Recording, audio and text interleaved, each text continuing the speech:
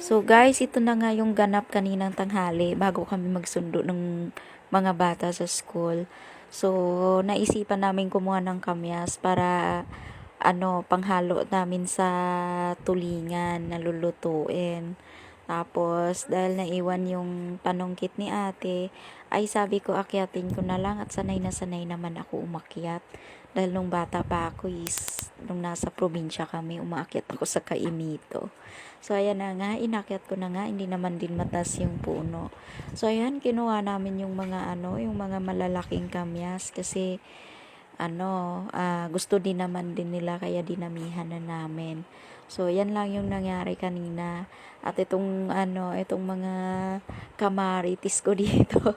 Ayan sila taga-salo. So, tuwan-tuwa sila bang sinasalo yung kamyas. So, ayan lang yung ganap kaninang tanghali. Maraming salamat. Salamat sa panonood.